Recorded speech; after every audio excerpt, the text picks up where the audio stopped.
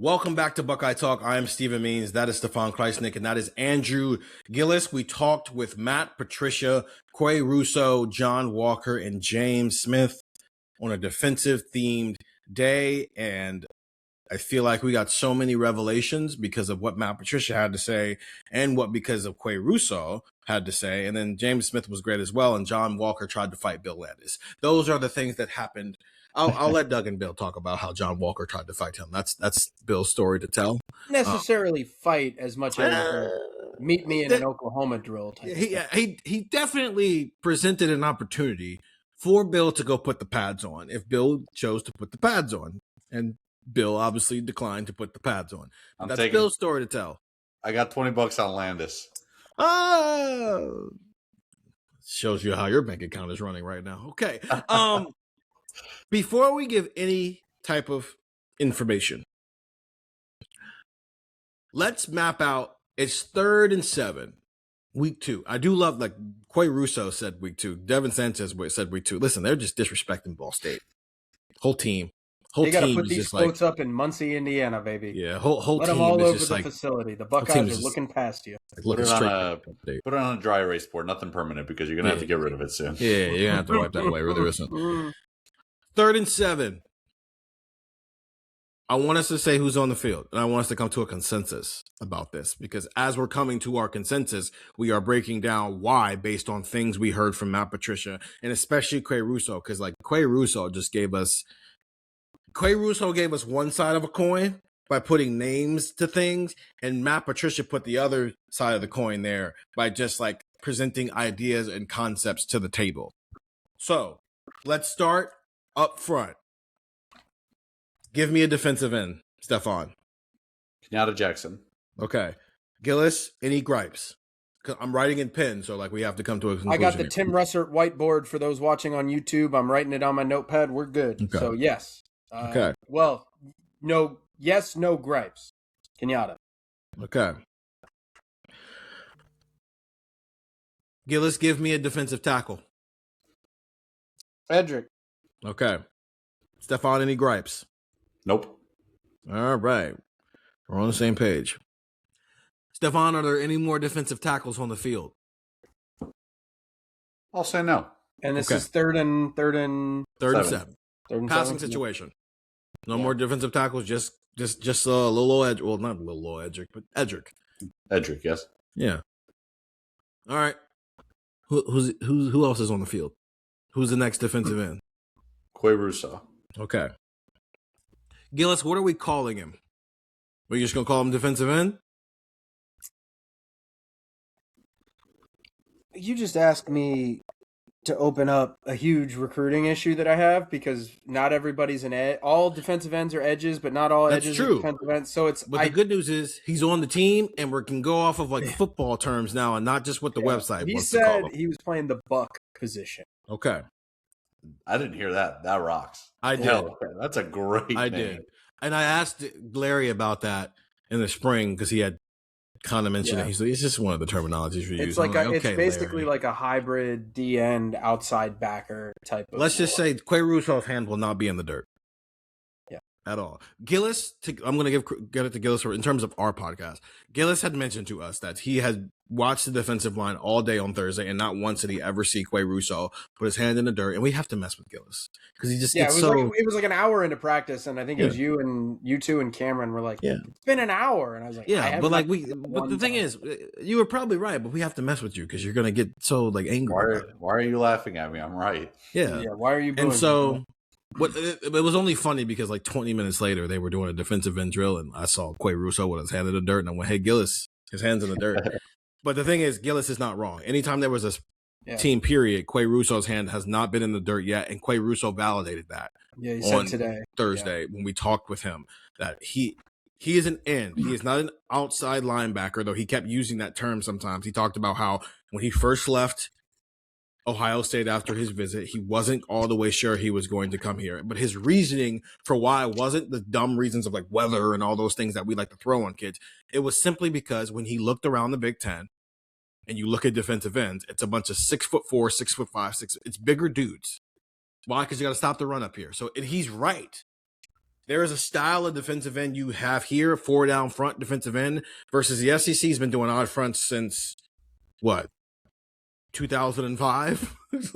So he didn't think it was going to be a good football fit, and so he went to Notre Dame, he went to Tennessee and took visits, and then he went home and he evaluated everything, and then he reevaluated Ohio State and specifically Matt Patricia, and looked at Matt Patricia's history and the different types of body types Matt Patricia has, and he came to the conclusion that Matt Patricia is probably the best equipped defensive coordinator of the schools he was choosing between to tap into his skill set the proper way. And so he joins James Smith up here.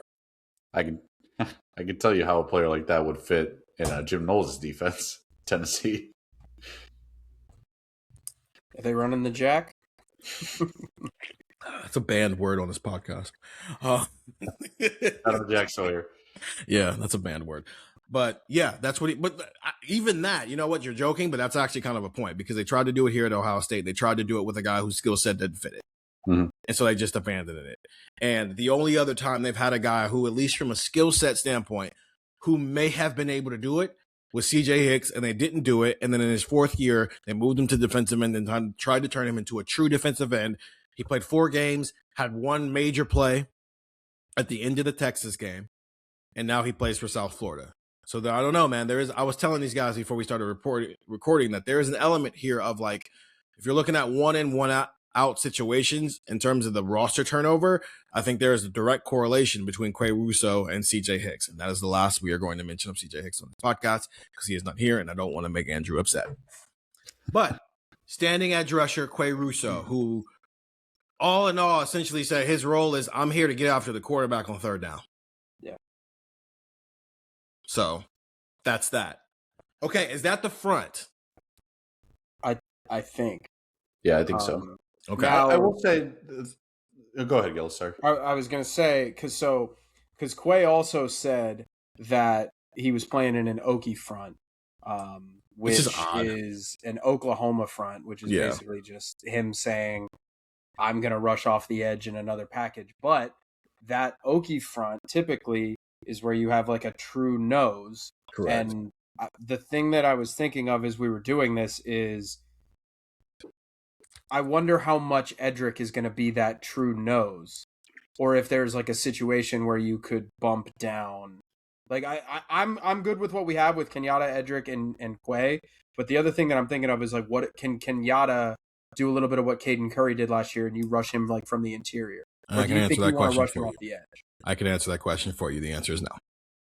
Yeah, they are going to put Kenyatta in positions to go make a play and not be a do your job guy. And the reason I know that is, one, because of what Matt Patricia was talking about at the podium when he said they're just going to roll the defensive tackles, which is why we're specifically talking about 3rd and long right now. If I said 2nd and 8, then sure, Gillis, maybe that defensive tackle is James Smith or John Walker or Will Smith Jr. Or maybe you guys aren't saying, yeah, that's the front. There's only 3 guys in a 3 down front. Maybe you guys are saying more, but since we're talking about 3rd and long, where you're going to have guys in there where you know it's a passing down, you're going to have guys in there trying to get after the quarterback. We are all in agreement that the guys in Larry Johnson's room, who right now we would say are the best candidates to get a sack on 3rd and 7, would be Quay Russo, Edric Houston, and Kenyatta Jackson. I followed Matt Patricia after his session and had like a 3-minute conversation with him where it started because the thing I asked Matt Patricia about the idea of, like, last year you had a lot of guys who could do multiple things for you. And so it changed what you could do with the other 8, right? When you've got Caleb who can be this on 1st and 2nd down and turn into this on 3rd down, and the same with Sonny and Arvell. Plus you have, maybe you can even throw K-Mac in there as a guy who was just stuff in the middle, but especially on the back end, having those 3 guys who could be, whose name tag had one job description in this situation and a whole nother job description in another one, do you still have guys like that? And his answer wasn't no. It was we're still figuring that out. He said this week was more of a fundamentals week, and kind of locking some things in, and then they'll start finalizing packages and everything next week, which makes sense that on offense, they're trying to figure out offensive line and they're mixing and matching. It feels like this first scrimmage is a checkpoint of, okay, we're done figuring things out. Now we're going to start putting pieces together. And whether it's defensive packages or who the starters are on the offensive line. And so then I followed up and I asked him, because Christian Allegro and Arvell Reese, from a physical standpoint, are the same build. And so I asked him, can he do at least some of that stuff? Do you want to do some of that stuff with him?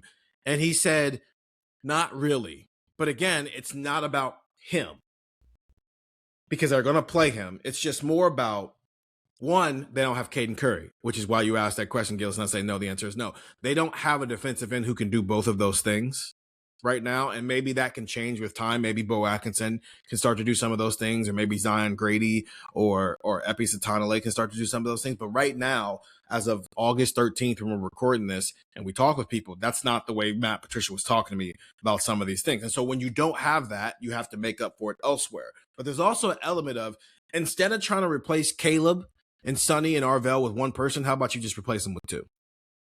Which is where Quay Russo comes into the table. Last year, if I asked you this question, we'd have just said Arvell Reese, if I'm asking you in the middle of the season. But now you say Quay Russo as the pass rusher, and I'm pretty sure, and I'm about to ask you guys about linebackers, Christian Allegro is going to be one of your linebackers. Yeah. Okay.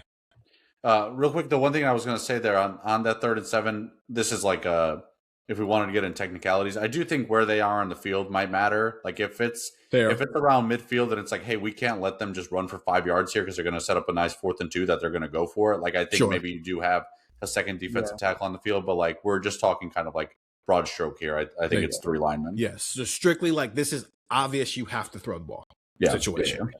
All right, linebacker number 1. Pierce. Okay. And then Allegro. Yeah. Neither of those two are coming off the field. Everybody roll. Yeah. And we're at 5 right now. Okay. Is there another linebacker? Yeah. I'll add a Pettijohn as a 3rd linebacker. If you want to put Pettijohn / Alford, I'm fine with that too. Okay. Gillis, is there another linebacker?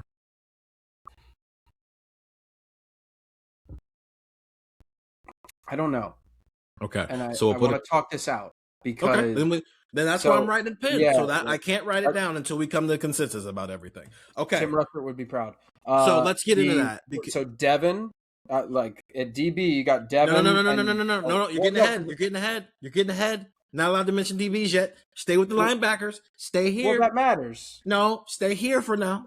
Stay here. I know. You want to get there. You want to get back. I can see it in your eyes. You want to get to the back end. But you got to stay right here with me right now. Stefan, you're saying 3 linebackers right now. You've already said it, and we haven't talked about a back end person yet. Yeah. How much of that has been driven by how Matt Patricia not only talked about the linebacker room in general, but also he got multiple questions, whether it was Cam Teague Robinson or Doug Lambert, who were asking him about the idea of having 3 linebackers on the field a lot more often, and not just for the sake of like matching personnel. Yeah, I think that's a big part of what Ohio State wants to do this year is have 3 of their linebackers on the field. I think they like what they have in that room, right? And some of it, is a matter of Pettijohn and Alford getting some more reps, getting some more experience, and becoming someone you're more comfortable with. But when you have guys like Peyton Pierce and Christian Allegro, who are either, have shown it at the Big Ten, I guess both of them have shown it at the Big Ten level, just in kind of different capacities, but like, that they can do it. And honestly, like what we saw at practice, like you can't ignore how much 3 linebacker looks that we saw those 3 days that we were out there. I don't imagine that when the doors closed and fans and media weren't allowed back in, that they just stopped doing, 3 linebacker sets. Like I'm sure that's continued. Matt Patricia made it sound like it's continued. And I think we're in a world now where 3rd and 7 probably means there's at least 1 tight end on the field still, just because of how a lot of teams operate these days, whether it be the NFL or college football. And I think that there's room for them to have 3 linebackers. And I think Christian Allegro kind of allows you some flexibility too, of just like, we're talking about 3 linemen and 3 linebackers behind them. Like Christian's a guy who can, I think, roam at least a little bit, not to the level of like a Sonny Styles or an Arvell Reese, but can kind of be a little bit of an X factor of whether you want to, rush 4 or only rush 3 on a certain play. What does Matt Patricia like about his linebackers? I feel like we have a good depth group that is all learning and growing at the same time. ... I didn't, because we're texting and I'm getting this out quick, and so I'm getting the most of it.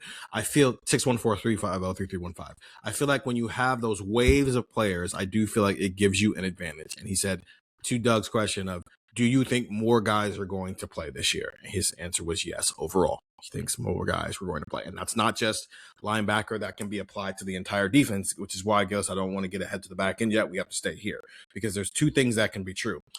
I think 4 linebackers are going to play meaningful snaps in 2026. How? Depends on the situation, which is why so far we have agreed that there will be 2 linebackers on the field. Stefan right now is ready to say 3. Gillis is not ready to go there yet, which is why we can move on now. But the first thing, part of the reason we're doing this and I'm writing it down is I'm trying to see who is on the field no matter what in this situation in our brains based off information we have gotten over the past 10 days between seeing practices and talking with people. And then we can start to do the second part of what this pod is like, there's going to be a lot more packages. So we're moving on Ohio State's timeline a little bit. We're in fundamental mode right now. We're about the packages after we get done with fundamental mode. So, okay. So far, it's 3rd and 7. Obvious passing situation. Like Texas is definitely not going to pull one of those like HB draw situations and be annoying and randomly get 12 yards. This is like they have to drop back and throw the football. Yeah. Corner. 6 and 7. Devin and Jermaine are on the field. Yeah, I'll agree with that. All right. Can we jump to safety? Not yet. Well, no, I just want to. I mean, there's 2 obvious ones, and it's like not yet. Okay, well, so not that's yet. the problem that I'm having. We'll stop trying to get ahead. I disagree with Stefan. I want to talk this through of like what that can look like. Okay, and we'll get there. Are we counting? Is nickel part of this corner conversation? That's why. No, okay. Not yet. No. We're gonna do corner, nickel, and safety as 3 different things right now because there is a world where it's 3 safeties and one of them's playing nickel. There is a world where it's 3 corners and one of them's playing nickel. So it's like we might as well make nickel its own thing at this point. Then I'm fine. Those are the 2 corners. Okay. No, like we're off the Dominic Kelly train. Based on what we saw kind of in the back half of the open practices, it does seem like Jermaine is still ahead of Dom Kelly on the depth chart. And then I think when we talk nickel, like I don't think Jermaine's moving inside. I think he's staying outside. So I can't wait till we talk to Jermaine Matthews. Because there's an element of like, I don't know how I would get him to answer, but I want to know from his point of view where he thinks he is most maximized. Because Jermaine, I think his best skill set is he's just like a playmaker and he has great ball skills. So like if we did a who's going to lead this team in interceptions thing, I think I might pick Jermaine Matthews just because he just has the knack to get his hand on the ball. But also, as we saw against Illinois last year, Stefan, you can send him on a cornerback blitz and he'll get home. He likes doing that. Yeah, so there is an element of fear. Just like with Kenyatta, his thing was they're putting me in positions to win. Do you want Jermaine in coverage for 70 snaps, or do you want to put him in positions to win? And I think that isn't. Man, I should have asked Matt Patricia about that. Oh well, there was too many things to ask Matt Patricia and not enough time. Okay, nickel. Is there a nickel on the field? Yeah, that I think in a 3rd and 7 passing situation, like in a situation where like the reason we're having this is Quay, and they got to throw the ball. I think you're going to put a nickel on the field. Like, I think there's going to be somebody to cover somebody in the slot. Okay. And I think it's Jay Timmons. I think it's Jay Timmons at this point. Like what evidence do we have? Okay. And then I'm assuming it's 2 safeties. Earl and Jalen. Okay. So here's, now that we've completed the run. 1, 2, 3, 4, 5, 6, 7, 8, 9. Huh? And the question then becomes, in a situation like this, do we think Ohio State is 3 down front and Kenyatta, Edric, Quay? Or is Allegro a walk down and you want to have like 3 safeties on the field in a situation like this because you want Allegro and Quay pass rushing, or are they just going to rush Kenyatta and Quay off the edges, and that's Who are it? they? That is the question. Who are they playing? Texas. Because that, to me, I think is going to be the determining factor of whether, like, for example, against Texas, whether we're saying Dominic Kelly or or Terry Moore / Lee Broker or Riley Pettijohn plays more. The last person Texas is probably going to decide who it is. Because Matt Patricia even said that teams are playing a lot more two tight end sets, a lot more 12. Like, football's cyclical, right? There was a time here when everybody was playing four wide and just like spreading things out as humanly possible, getting guys in space and going after it. And then defenses caught up to that. And then, like, I almost use, like, Patrick Mahomes is almost like a checkpoint for me in terms of NFL football. Pat Mahomes, his first year as a starter, threw 50 touchdown passes and won an MVP. And then you saw it.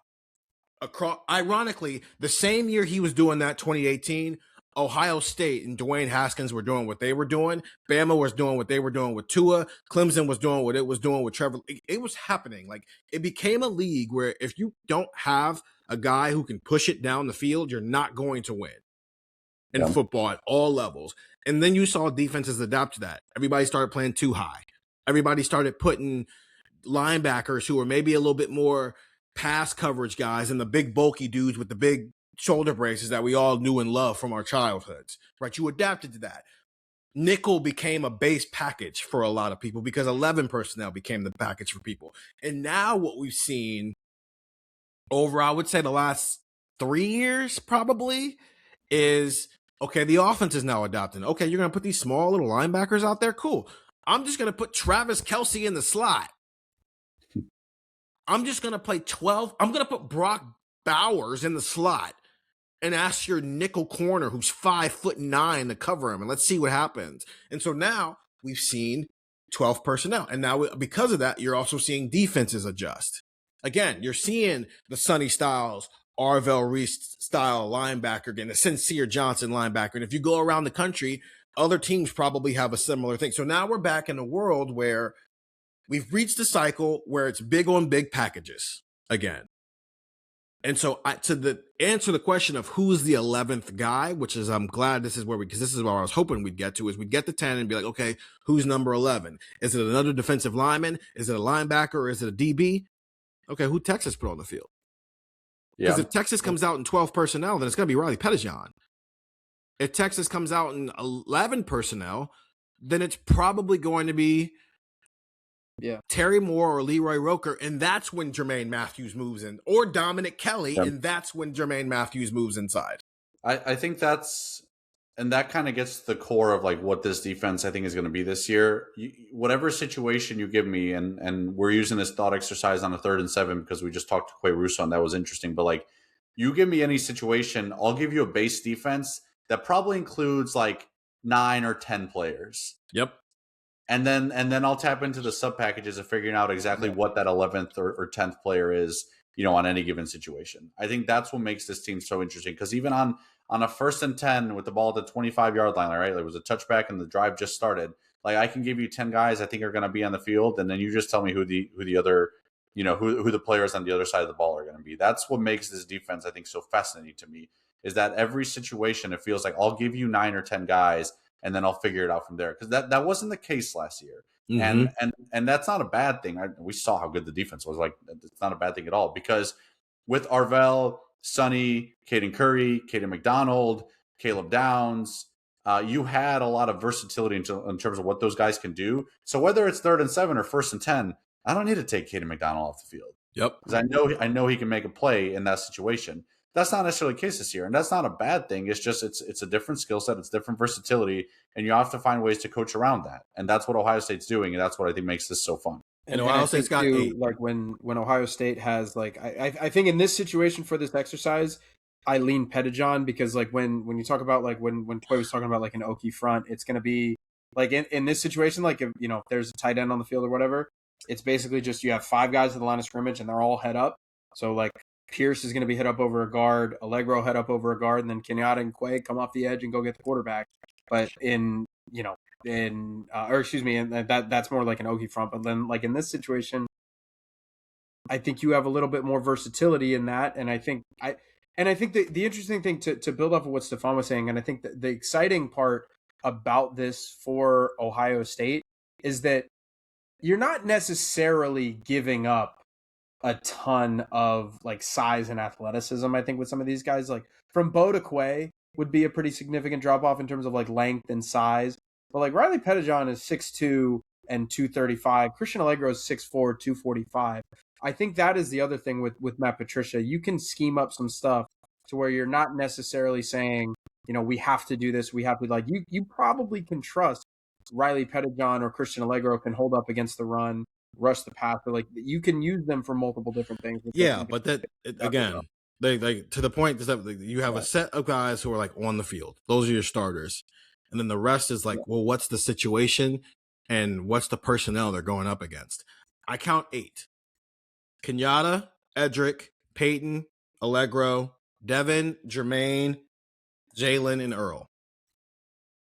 Like, regardless of what scenario I throw, outside of like jumbo package, obviously, and like goal line situation, like in a normal, like you're between the 20s playing football, every scenario, we're going to name those 8 guys, assuming everybody is healthy. Mm-hmm. The other 3, whether it be Quay Russo, whether it be Riley Pettijohn, whether it be Dominic Kelly, Terry Moore, Leroy Roker, James Smith, John Walker, Epi Satanale, Zion Grady, Jay Timmons. Trying to think who else we would put in the like they're gonna play football in some capacity. Will Smith requires context when you say they are on the football field. Sometimes that context just might be they subbed. Yeah. But like because like I don't know, Edric just played 7 straight snaps and probably needs a breather. Mm-hmm. But more often than not, if the ball is between the 20s, those are the 8 starters. The other 3 people on the field with them, tell me the down, tell me the distance, tell me the time on the clock, tell me where they are on the field, tell me the score of the game, tell me who the opponent put on the field, whether it's Ball State, Texas, Nebraska, Michigan. And that will decide some things, which I think, to your point, Stefan, is the difference between this year and last year. Last year, they had 3 dudes who could do. You like that? That's my sound of the day. I'm going to have a new sound of the day every day. This year. Add that to the soundboard. Yeah. This year, they have 8 stable. And then 3, like, I mean, just tell me what it is. And that is how you replace Arvell Reese, Sonny Styles, and Caleb Downs. Not with one person. No, each of those 3 extra guys, there's like 3 different people who could play the role, depending on what the situation is. Which is fun. I think as a fan, that's fun. Yeah. I'm preaching to the choir here. It's fun when you have star players like an Arvell, a Sonny, a Caleb, who don't come off the field and can do everything. But I think when you're in the stands and it's like, man, like there's 14 or 15 guys that I could really get invested in. And like, and I know the transfer portal obviously plays its part here, but like Jay Timmons is a guy that they, flipped in the signing class, right? Like, Edric's a guy that has developed here. Jalen McClain, a guy that's developed here, right? Like Devin Sanchez, guy that's developed here. Will Smith Jr. has been here, for years, right? And Epi Satanale, Zion Grady, right? Like, I think that's fun too. It's a way to invest in a lot of these players, more so than maybe just the core guys that were there last year. And I think that's what makes this team will make this team fun to watch this year. And really, like if you're an opposing offense, like very difficult to game plan for, right? Because like I could sit here grind film with my offensive line for however many hours, and it's like, all right, we're ready to go when it's time to go up against Kenyatta, Edric, James Smith, and Bo Atkinson. Mm-hmm. All right, you might see that 4 for a combined 30 snaps together. Because the other 30 snaps, you're going to see Zion Grady, you're going to see Will Smith, you're going to see John Walker, you're going to see Quay Russo. Like it's kind of a game planning nightmare, I think, if you're the other team. Not to say that, again, Mike Shanahan and Kurt Cignetti were not sitting there being like, whoa, this is easy to game plan for because we know who their 11 are going to be on every given snap last year. Like that's obviously not the case. But this adds kind of a curveball that Ohio State hasn't really had a ton of, and at least in the couple years that I've been covering them. I think these are the only two ways I'd want a defense to be built. Like, you have a plethora of options, or you just have dudes you can't like. And they both have the pros and cons, right? Like the pros and cons of last year is all that was great, and you can disguise. I mean, it's not like you can't disguise things now, but there's always an answer, and you can't really get caught in tempo because you're never really subbing. It's just those are the 11 guys on the field for the most part. But at the same time, you're kind of holding your breath the entire, like Matt Patricia was saying, that we really only had 2.5 linebackers last year. So it's like, it's great that you have Sonny and Arvell, but then like what happens if one trips off a curb one day, right? Imagine, like, I mean, how many, we were like losing our brains when Ohio State was without Jeremiah Smith and Carnell Tate. Imagine this defense like not having Arvell Reese and Sonny Styles for a game and a half. We'd be like, oh, they can't stop the run. They can't do anything creative anymore.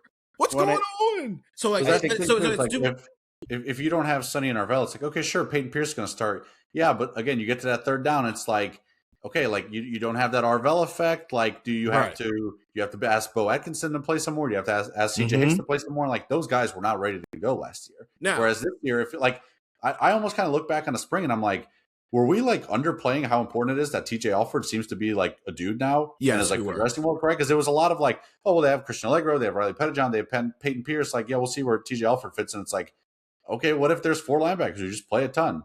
Matt Patricia mentioning all 4 of them on Thursday was very, very important because I've been thinking a little bit, but the fact that he said that was very, very, very important. Now, you mentioned Eli. Didn't he mention like Eli Lee's name? He did mention Eli Reed there as well. But like now, the trade-off this time around is there's more options. We're excited about all the packages.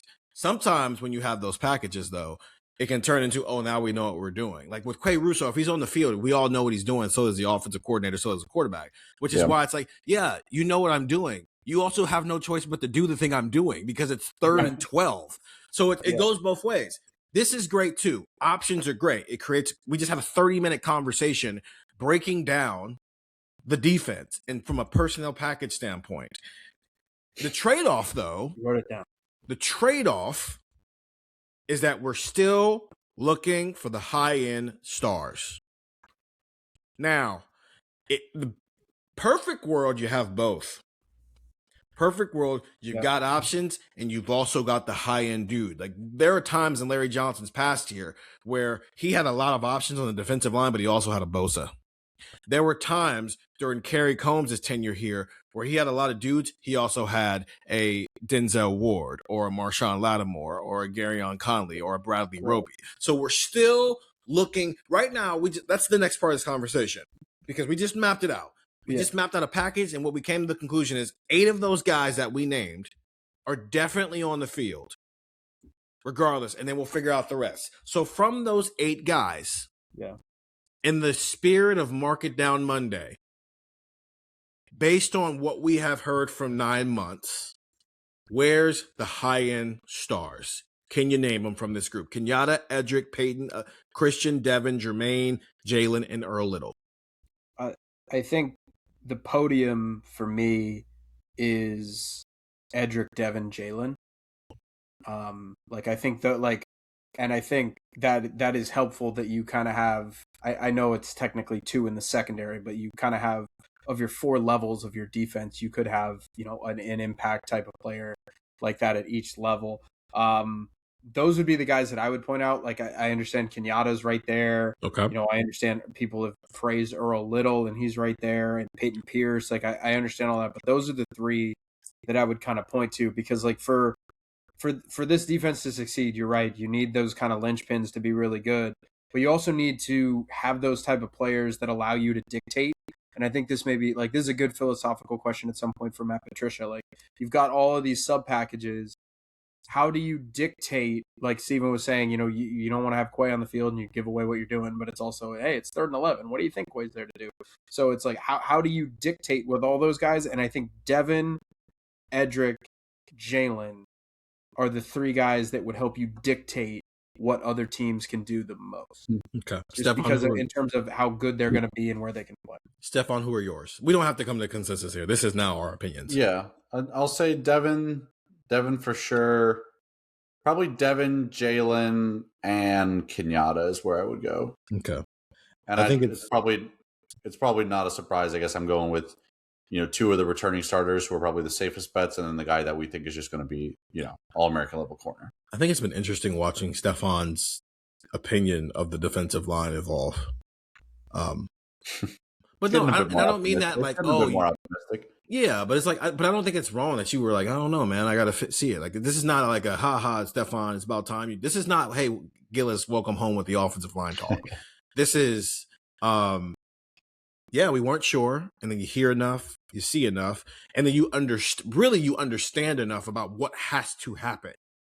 Because that's the core of this is like, we can wave our flags all we want, but what has to happen for this defense to be elite? Gillis, you think Edric Houston has to look like what he looked like on Saturday and Friday. Yeah. You think Devin's got to be what people think he can be. You think Jalen, Matt Patricia talked about Jalen in glowing fashion. In fact, he said something that he talked about the communication thing again, but the thing I thought that stood out was he said he is having the types of conversations with Jalen now that he was having with Caleb last year. That's the second straight day in a row that somebody in the building has brought up Caleb Downs when talking about a person. And I do want to be fair because I tweeted out something and it got pointed out to me. And again, I always want to hold some accountability here. I probably could have shaped it better and added more context. When Brandon Ennis brought up Caleb Downs' name with Earl Little, he is not saying that he was as good as Caleb Downs. He was saying this one specific aspect of his game reminds him of Caleb Downs, and it's him getting downhill and making a play. So I do apologize if that felt like it was taken. I tweeted it out. So I just wanted taking accountability here. But the fact that if Jalen McClain, and this goes back to Stefan, that's even posing the question, we saw you and Caleb talking with Jalen about the communication part of things. And so the fact that him and Jalen have reached the point where they are having similar conversations as Caleb Downs, that's intriguing to me. And it's why both of you have him on the list. It's why I also have him on my list. I have Devin, I have Jalen, and I'm going to say Edric as well. Actually, no, just for the sake of bringing another piece into this, I'm going to bring Peyton Pierce into this. Because that's a big responsibility. And that star for him might look different than it did for Sonny in that role. But I do believe that we need to be looking at Peyton Pierce as one of the best linebackers in the Big Ten by the middle of the season. If his defense is going to be what it needs to be. Because the thing is, last year, that defense was so good because down the middle, it was awesome. Caden McDonald to Sonny Styles to Caleb Downs. So, Gillis, you have middle up front and you have middle in the back end with Jalen. Stefan, you have no middle. All of your guys are on the out. Oh, no, you got Jalen. You got Jalen in the back, and then you got two guys on the edge and on the perimeter. I've got a guy on the perimeter, a guy in the middle, and a guy in the middle. This was fun. When you said that, the reason I started chuckling is because it sounded very much like a parent saying, like, we got food at home. It's like, we got Jalen in the back. What are you complaining about? We got Jalen and we got Jalen back there. It's fine. But yes, I think in some, like, you're right. Get like, oh, we got Edric up there. What you complaining about? Oh, you got Jalen. You got Devin. I think you got Kenyatta. I think that's true because that's the next layer of this. Okay, we've discussed who's going to be on the field no matter what. Cool. Which of these dudes need to be like dudes on the field? In like the top of the scouting report, dudes, and I think all these guys have a case. This was fun. This was good ball talk. The thing that I was thinking of as we were talking about this. So you guys can help me out here with maybe what the depth chart looked like last year for Indiana, but like the thing that I'm thinking of is like we're talking about which of these dudes needs to be dudes. D'Angelo Pons, dude. Like I understand he's like 5'9.5", but like that dude was balling. That dude was hooping last year. How many other dudes, capital D dudes, did Indiana have? Or and the reason I ask this is because can you get to the place you want to get to with a bunch of really, really good, if not oh, this dude's going to go in the top 10 of the NFL draft, or this dude's going to go in the top 20 or whatever. Because I think we all agree, like with Edric and with Kenyatta and with Devin and with all those things, those are true. But I don't know how many, like, oh my goodness, holy crap dudes Indiana had last year. They were just super well coached and they were all really good. I don't think dude has to always be encapsulated in what happens on draft day, because some of that is positional need. Sure. Some of that is like, what do you even fit? Like D'Angelo Pons, if he was 6'1", I think he would have been the first corner taken off the board, but he's not 6'1". But that doesn't mean he's not a dude. It's just he doesn't fit. Like the NFL tells you every single year what it likes. He can only at some point you got to listen to it. I think I would put the number at 2.5 on your defense at a given year, of like how many guys you need to be in the conversation of, I might be the best player at bare minimum in my conference at my position for your defense to be elite. So let's if does anybody disagree with that over under number? Yeah, that's probably fair. Okay. That's probably fair. So if we base that off of Ohio State's last 3 defenses, by the JT, Tyleek, we're probably in that mix. Cody Simon had gotten to Caleb Downs existed, right? Last year, that was like 24. Mm-hmm. Last year, even 23, they had some guys who I think you could put in the conversation of I might be the best. But 25, you had Caleb, you have Arvell, you have Sonny, you have Caden McDonald. So they were over. Yeah. So we're all saying 3 right now. And there's like 4 different people, 5 actually different people named. Yeah. And then that's not even including who might just pop that we're not even thinking about right now. But I think if you put the number at over under 2.5 people are like, I might be the best player in my conference at my position, and then you pair that with super high floor, a lot of options, that is how we go from right now thinking, okay, Ohio State's still going to have a good defense. It just might not be a top 5 defense, to we leave the Texas game. It's like, well, this is a top 10 defense. Yeah, and that was why I asked, because like Elijah Hardy and Aiden Fisher were obviously studs for Indiana last year. But like, I don't know if you're looking at them as like Arvell Reese and Sonny Styles, and like even like on the field, or like Tyree Tucker was a great nose tackle, but I don't think he was as good as Cade McDonald. And I laid all that out to be like let's say you get to a point where it's like, you know, Devin is good, but he's not Brandon Finney. He's like the second best corner in the Big Ten, and Jalen McClain is really good, and he's second best. Like, and you just get to a point with all Edric. You see what's happening, Stefan? I use these because these are guys we've talked about. No, I know. But I guess my point is, like, if the ceiling doesn't hit, you see, I think you could be okay. You see what's happening right now, Stefan? Hypothetically, if they're not as good as Brandon Finney and Coy Parrish and Mari Washington, oh my God, no. So he's doing 2 things at once right now. He's doing Mr. Semantics guy, and he's also doing his waving the flag for Dan Lanning guy. Well, no, because we're saying like you're getting the full Buckeye Talk experience right now. We're saying these dudes have to be dudes like for Ohio State, and and I'm wondering, like, could they just be good?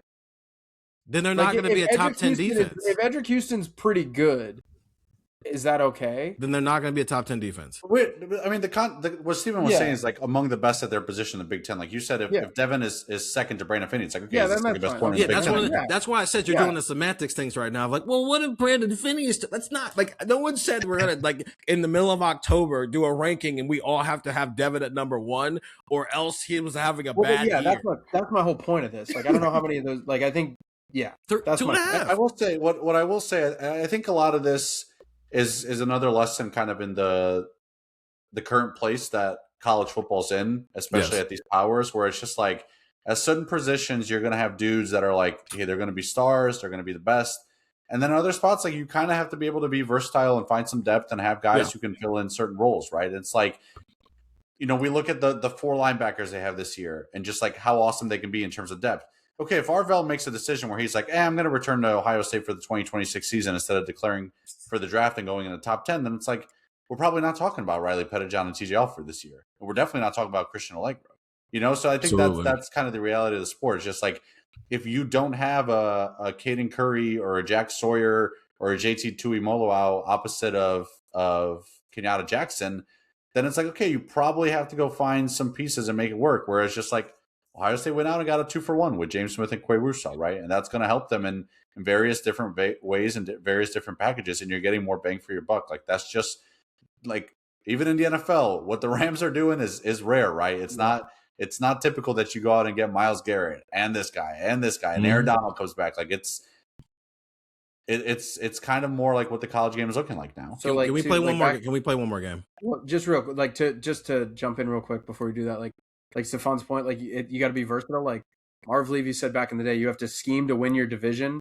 You build your roster around that, and then you figure out the rest. Like you can't go through if you're Ohio State and say we got to beat 8-9 Big Ten teams that are just going to try to run at you in I formation the entire game.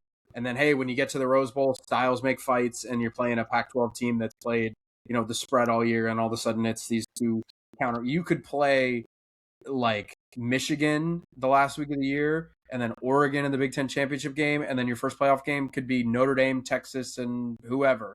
And then all of a sudden you're playing spread, and you're playing big, and you're playing small, and you're playing fast, and you're playing like you need to do that now, maybe in this era more than any of college football, because you can't just get by with saying we win our conference, we're chilling. Mm-hmm. Last game, and then we can get out of here.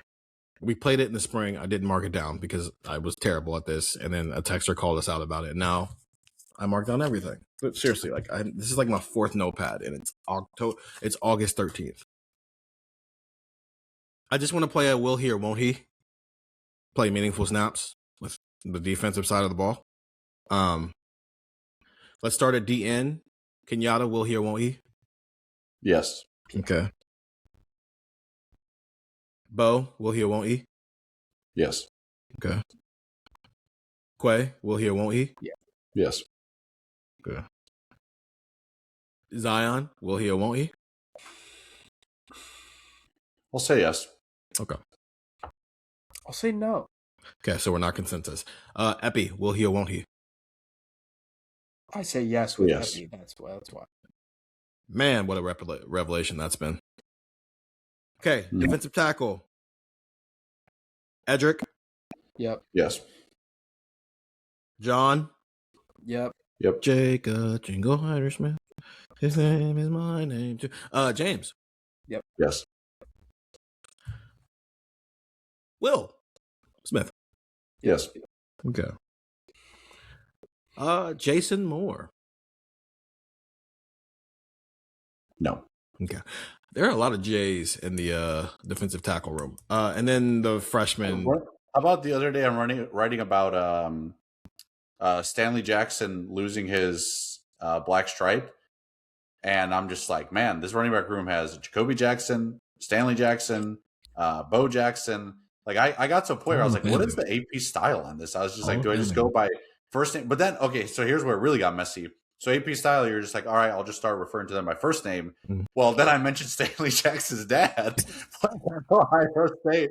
I'm just like, well, this is just a living hell now. If you bring that to a journalism class in college, that like they'll just cancel the class. They'll be like, actually, this has never happened before. Yeah, you gotta go by to call them junior and senior. Okay. Then you got Damari Simeon, Emmanuel Ruffin, Darius McKinley, and Jameer Perez. That's no. I'm just gonna. All right. The LBs. Legro. Yep. Okay. Pierce. Yes. Yep. Stover. I'll say no. I'm gonna say no. Not a linebacker. What if I put an F before the B instead of an L? All right. Pettijohn. Yeah. Yes. Okay. And Alford. Yeah. Lee, Sincere, CJ, and Braxton. Any yeses to them? Mm-hmm. Cool. All right, we got CB, the old Devin. Yes. Jermaine. Yes. Dominic Kelly. Yes. I think yes. Devin Sanchez made that joke, Gillis, at the Memorial Tournament. He was asked about like him and Jermaine playing together, and he was like, yeah, 6'7". And I was like, oh, we do still deal with 19-year-olds. Like he says that the way that you said, oh. I was like, yes, I'm aware. Yeah. Cam Calhoun. No. I'm very intrigued by what his Yeah. journey is going to be in Columbus as a guy who has played a level of meaningful snaps at 3 other programs already. Got a good personality. Great personality. Jordan Woods or Jordan Thomas? I'm just going to assume no. Not this year, no. Okay.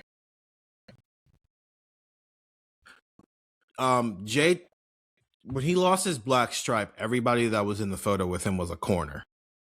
Yeah. So like he's been with the corners. Safe to say he is in the cornerback room.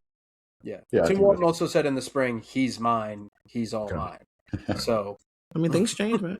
Things change. I think Tim's a little protective, a little possessive over the old Jay Timmons. Okay, and then safety. McLean. Miles Lockhart, no, by the way. You said what? Miles Lockhart is a no. I don't think they're gonna go deep into that. Corner. Yeah. I would Lockhart, Bing, and Gebhardt. Yeah. I have his nose. McLean. Yeah. Yes. Little. Yeah. Yep. Moore. I'll say yes. I think so. All right. I think there's some nickel looks where they do go. Well, probably not. But I can see there maybe being a dime look where they put him on the field or something like that. Yeah. Roker. Yeah. I think yes.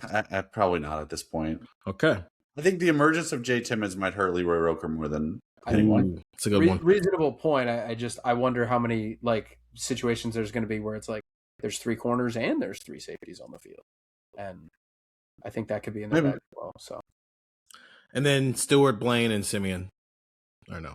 Okay, so the only room that we did not have consensus that there's going to be 4 players who have some level of a meaningful role in this defense was the safety room. They have 3. The corners, the defensive, that's 8, 12, 16. It's 19 guys who could be on the field at any time, depending on the scenario. Yeah. I do not think if we did this exercise 12 months ago, we would have had 19 guys. I think we would have struggled to get to 15. The secondary in and of itself, we would have only had 6 guys that we would have mentioned. But Devin, and preseason, we probably wouldn't have even mentioned Devin, but like knowing what we know, even looking back last year, I would have said Devin, Jermaine, Davison, Caleb, and Jalen, and Lorenzo. So, like, that's 6. And even then, we did a whole video going, hey, if the young corners don't play against Texas, don't freak out. It's Texas. They just want to get through the game. And we also did a video, like, I don't know, maybe Devin Sanchez is just ready to go and Jermaine plays the slot. Like, I remember talking about that, like, going into the Texas game of, like... So I will say this, though. That I would not be surprised if we wound up being, like, pretty wrong on some of this, where it's just like... Sure. Man, we thought TJ Alford was going to play a big role, but it's like, man, Riley Pettijohn just popped, and it's like, sorry, like he's the third linebacker, no questions asked. Like, hey, we thought, Zion Grady or Epi might get some snaps, but it's like, hey, Bo Atkinson actually took like a pretty big step, and outside of Quay Russo, like it was a trouble to get him off the field. So like the door is open to that, but this team is definitely less proven going into the year. Or has less like star power, I think, going into the year than last year's team did. But there is also Arvell Reese was like not proven, but like we were sitting here being real with ourselves, being like Arvell Reese is gonna be awesome. Like we know that. There's also meaningful role. It doesn't mean that we're gonna get to the end of the season and all these guys have played the same amount of snaps. I would say Peyton Pierce would have made the list of he's going to play a meaningful role. He still played 400 less snaps than Sonny Styles. Yeah. Because his meaningful role was you play when there's 3 linebackers on the field. Yeah. I mean, the conversation we're having about Quay Russo is like, we think he's going to have a meaningful role, and yet we're talking about it like for every 3 plays, first, second, third down, 2 of them are going to Bo Atkinson. There's 20 snaps a game, and we're like, right. So, we have 19 guys who can have they could play 19 people against Texas over 70 snaps, but Kenyatta's on the field for 55 of them. Epi plays 4 of them, but he still played a meaningful role in the game. They're on 3rd and 4 one play. Yeah. Right. Like even the corner situation last year, Jermaine Matthews played 695 snaps. Davison Igbinoza played 655 snaps. Devin played 323. So it's meaningful. Now that I think what we've done here is go, these are the people we expect to be seeing on the field when they're playing like matchup games. Okay, fine. If we wanted to spend another hour and we're not going to do that, going, okay, now let's mark off, like tier them and based on like snap count, that's a whole nother pod in itself. Yeah. And we're just not going to do that today because we've already gone 54 minutes and it was great. And you don't want to overstay your welcome ball talk. That's a lot of ball talk. That was great. Hey, the rain went away. And guess what? The feelings gone. It's ball talk. No feelings today. No feelings. No feelings. All ball. This was great. This was it made me feel good in my soul, to just have like revelations happen. I like when we leave an interview session and it's like all your thoughts came together and it gives you a revelation on where things are headed. Or maybe I'm just crazy. I guess you can tell me at 614-350-3315. 2-week free trial, $3.99. After that, that'll do it for the pods this week. We are expected to talk today, Saturday, after the first scrimmage. That will be practice number 9. And unless he has made a liar of himself, that is around the time when he would like to have a offensive line figured out. So I'm sure we'll be talking with him about that, plus a bevy of other things as well. So subscribe to our YouTube channel. Subscribe. We won't do a full pod off of that. We'll just do a video because our videos are longer now. We're not just doing like 4-minute videos now. We're doing like full-fledged things there because you guys seem to like those things. And then on Monday, Market Down Monday, a bunch of stats that I've sent to our texter, 614-350-3315, as we continue our Market Down Monday series. And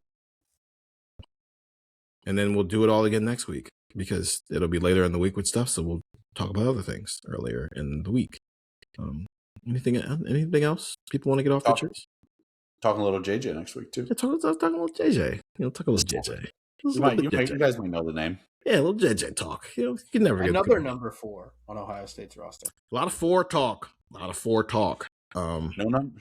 Can't talk number 5 though. That's Jaden Daniels. No. I can't talk that. Can't talk that anymore. Unless you're gonna not allow people to wear the jersey anymore. Did you see the latest thing right when we started recording? He's asking for LSU to send back the replica of the Heisman that they get for him winning it. Well, those are choices being made. I'm not sure. Your guy, Gillis. That's your guy.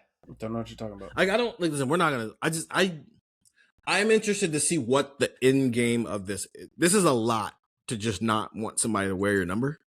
And he's not. And listen, the thing is, Mike Garafolo tweet where he said the letter that they sent wasn't the number. It was that they just wanted, like, because they gave it out. He wasn't like demanding it. It was just like oh well, now you can't use my promo and my marketing material, and now and this and that and the other.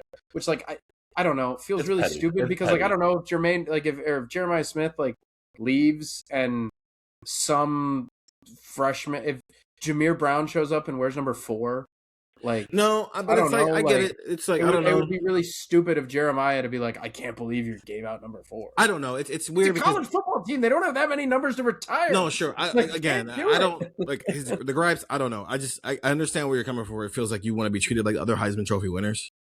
And I know people are doing them like, oh, well, Joe Burrow won. I understand that. But like, Stefan, you pointed this out to me when we were waiting for interviews today that no, outside of number 10, it's not like people are wearing 27. No one wears 99, which Bill Willis wore. No one's wearing 45. At least, let me look at the roster. I gotta make sure of that. No, you're right. The 10 is the only one of the current retired numbers, like in the Ring of Honor, that's being worn. But like 10 is also the only one of a guy who played like post 2000, I think, in the ring, unless I'm missing someone. So like that's a tricky part to this too. Is like a lot of college programs were probably like, we have to honor our greats, and it's like, well, hang on, we're running out of numbers here. Yeah, which is why a place like LSU, like they have the rule where it's like if your number was retired after 2007, like guys can still wear it. So I don't know. I don't know. It's part of this too is like he was there 2 years, I think, right, Gillis? Yeah. Or was he only there 1 year? He was there 2 years. He was there too. So it's just like you're not like, and I get it. Joe Burrow also, like, he started at Ohio State. Like, it's not he was there forever, but it's like to think that Joe Burrow's Heisman season is the same as Jaden Daniels' Heisman season is just like that's not true. I think it's again, like, that's if you want to have that opinion, that's fine. I'm not gonna go down that route with it. It's more just like it's an interesting hill to want to die on to this level of extreme. But everybody's got their reasons for why they want to do. Like, the point is Troy Smith's number was the only one that's up there that's post 2000. But also, I don't think Troy cares that much. In fact, I've talked to Troy about that before. And I used the fact that, like, hey, do you see some similarities between you and now the new guy? He kind of embraced it. And I'm not saying that Jaden Daniels should embrace a freshman cornerback wearing his number, but I don't know. Like, this is clearly something that him and his people are frustrated with. It's like, for me, I'm like, oh, that was my reaction. I was like, oh, this is okay. Well, we're here now. Being in, working in journalism and then therefore kind of, an extension of the communications field, it was a very interesting PR move for a guy that seems to have a lot of great PR around him. Like Jaden Daniels is known as like the guy who, whether it's a sack or whether it's a touchdown, he's smiling. His smile is contagious. Like he's got a great relationship with his mom, like all that. Like this is a very weird PR move for a guy that has really good PR around him most of the time. And like I don't know, DJ Pickett's been at LSU for about 9 months. He's a freshman, right? Or is he? He's a freshman. Okay, I thought he was a sophomore, and he wore a different number last year. Oh, he might have worn a different. I think that's what you might be right. And then he put on a single. It's a new coaching staff too. Like I don't like. He might have been like, "Hey, I was told during the recruiting process that I'd wear number 5, and they give me number 5." And Lane Kiffin's like, "Okay, just wear number 5." Yeah. And then it's like, "Oh, shouldn't have done that." But okay, yeah, he wore 3 last year, and then he put on 5 because like Lane promised it to him. Yeah. But like regardless, like I don't know, like. I don't know. It's to your point. I could make a killing. I could make a killing by advising some of these athletes by just saying, "Please don't say anything." Yeah, what's the game? What's the game? Even if Troy Smith like called Ryan Day right now, was like, "Hey, Julian, and is Leroy Roker the other number 10?" Yeah, sounds right. If he was like, "Hey, Leroy and Julian, I can't wear," like, what's the gain? Like, is Jaden hoping that like LSU is gonna like succumb to this pressure and be like, all right, we're retiring to number 5. Nobody else can wear it. Because then it's just like, now it's like a whole nother thing of just like now every time you talk about Jay Daniels number 5, it's like, oh, remember when he did that whole thing? It's like, I think it's that, and it's like, I don't know, what something ticked this off. It can't just be they saw DJ Pickett number 5 on the roster and decided they wanted to pop an attitude. Like there's got to be more to it than that. But listen, if you cover LSU, that's your job to figure that out. Our job is to figure out who's on the field at 3rd and long. That's all the energy I have for it. It's like I saw it, teased Gillis about it. Because my plays brain, for the Commanders. If it happened at Ohio State, my brain would have melted through my ears. Sure, but like I saw it last night. I teased Gillis about it for 2 seconds, and then I woke up, saw it was still a thing. Went, oh, this is like a thing. I guess whatever. I'm gonna go find out how Matt Patricia plans on deploying his 2026 defense, and like not give it any more energy because it's like I don't. My genuine reaction is like I just don't know how to feel about what is happening over a number, but also athletes get really serious about numbers, right? There's how many stories in professional sports of like guys paying ridiculous amounts of money to get a number from somebody. So this is just more right. Last year, This is this is another layer of that. Like I like my number and it's very, very serious to me. So, okay, cool. Good luck to Jaden on your endeavors on getting DJ Pickett out of the number 5. DJ Pickett, good luck on your endeavors on keeping the number 5. Whoever wins, that's who's like right, I guess. Anyway, Matt Patricia, what's up on defense? you guys saw the news late Wednesday night because you guys were texting about it. I saw it Thursday morning when I woke up, and I imagine we all had the same reaction of just like when I opened this story and I clicked this article. For the love of God, please do not tell me Fahim Delane is the one wearing number 5. Yeah, I didn't even think of that until you said it.